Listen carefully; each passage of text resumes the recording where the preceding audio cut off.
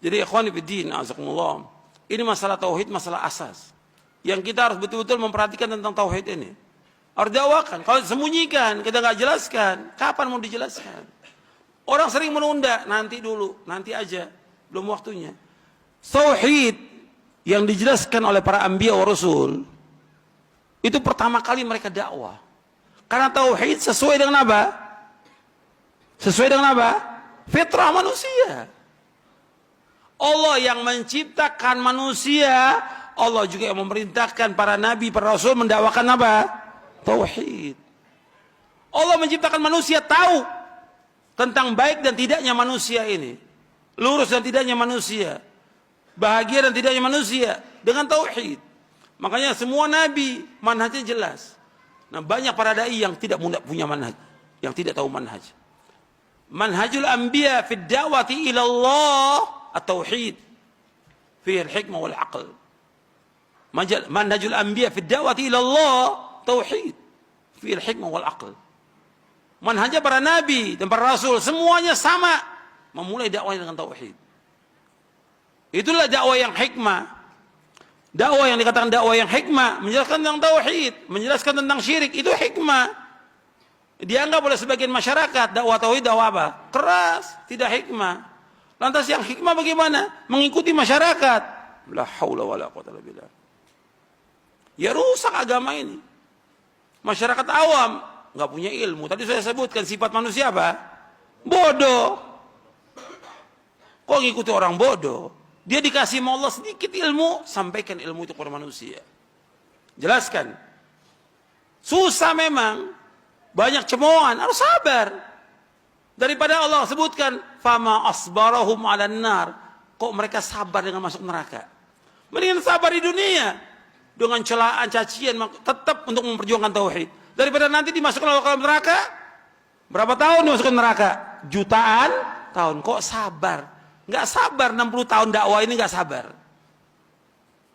Celaan, cacian, makian dihalangi dakwah ini, masjid dihalangi, jalan terus dakwah. Nggak boleh berhenti dakwah ini. Ini dakwah benar, sesuai dengan fitrah manusia. Orang betul akan memadamkan cahaya ini, tapi Allah, orang akan memadamkan cahaya ini, tapi Allah akan tetap menghidupkan dakwah ini. Nggak boleh berhenti, nggak boleh takut pada manusia. Allah sebutkan wala yakhafuna laumata laim. Mereka nggak takut celaan orang mencela. Orang celah nggak ada masalah mencela.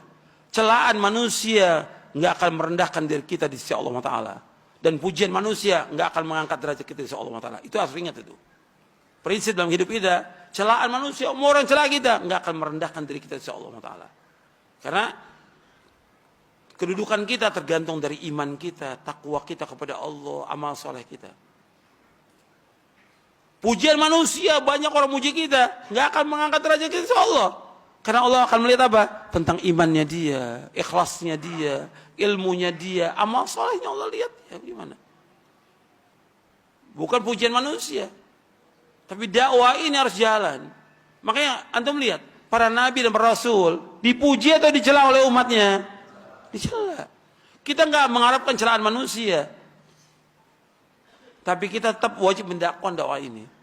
Kita ingin cari redhonya siapa? Allah, bukan redhonya manusia. Nabi Muhammad SAW ketika Nabi belum mendakwakan dakwah tauhid, dipuji nggak Nabi? Dipuji, disanjung. Tapi ketika Nabi mendakwakan dakwah tauhid, dicela Nabi, dihina, diejek, dilecehkan, dilempari dengan batu, sahabatnya disiksa, sampai ada di antara mereka yang dibunuh. Kenapa? Tauhid. Bukan mempertahankan segala macam, bukan. Bukan mempertahankan partai, bukan. Bukan mempertahankan ormas, bukan. Bukan mempertahankan suku, bukan. Tapi mempertahankan dakwah yang hak ini. Untuk membela agama ini. Sampai mereka apa? Disiksa oleh orang-orang kafir. Nggak ada yang lain. Mereka bukan mencari dunia, yang mereka cari akhirat.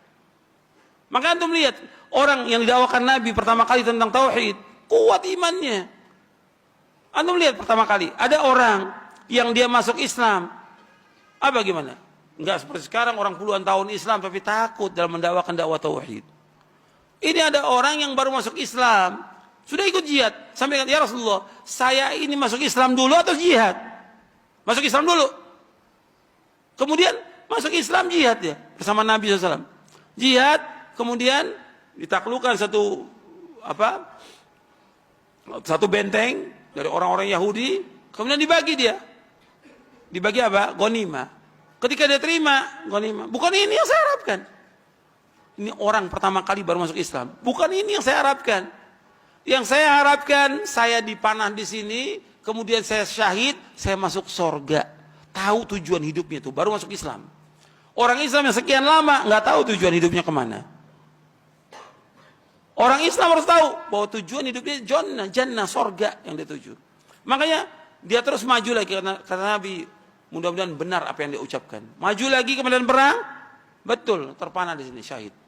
Aku akan jadi saksi di hari kiamat, kata Nabi SAW. Dia beramal sedikit, tapi paham dia tentang tauhid. Yang mendorong dia untuk mati syahid, iman dia kepada Allah Taala. Dan iman dia bahwa sesudah dunia ini ada yaumul akhir, ada sorga, ada neraka. Yang diharapkan sorga. Mudah-mudahan yang saya sampaikan bermanfaat. Kurang lebihnya saya mohon maaf. Wassalamualaikum Muhammadin SAW. Subhanakallahumma bihamdik. Asyhadu an la ilaha illa anta astaghfiruka wa atubu ilaik. Assalamualaikum warahmatullahi wabarakatuh.